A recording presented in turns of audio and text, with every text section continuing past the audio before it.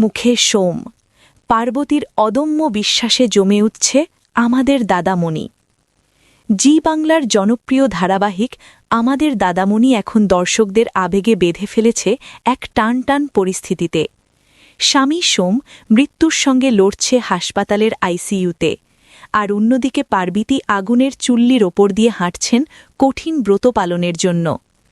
মহাদেবের আরাধনায় নিজের শরীর মন সমর্পণ করে তিনি চাইছেন অলৌকিক শক্তির আশীর্বাদে সোমকে ফিরিয়ে আনতে। চিকিৎসকেরা কার্যত হাত তুলে দিয়েছেন। তাদের কথায় এখন আর চিকিৎসা নয়, কেবল অলৌকিক শক্তিই পারে সোমকে বাঁচাতে। এই অবস্থায় পার্বতীর বিশ্বাস আর ভালোবাসার পরীক্ষা শুরু হয়েছে নতুন করে। দর্শকদের মনে প্রশ্ন, প্রার্থনা কি সত্যিই সফল হবে, নাকি ভাগ্যই ঠিক করবে পরিণতি?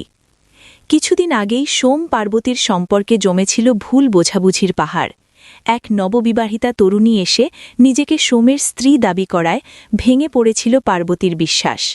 সে সিদ্ধান্ত নিয়েছিল সোমকে ছেলে চলে যাবে, কিন্তু ভাগ্যের খেলায় আচমকা বিষ মাখা তীরে আহত হয় সোম।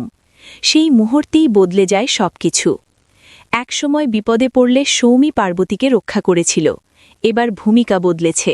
স্বামীর জীবন বাঁচাতে নিজের সবটুকু শক্তি দিয়ে লড়ছে পার্বতী। প্রেম, বিশ্বাস আর মৃত্যুভয়ের মাঝখানে দাঁড়িয়ে তাদের সম্পর্ক যেন এক অদৃশ্য সীমানায় দুলছে। দর্শকের কৌতূহল।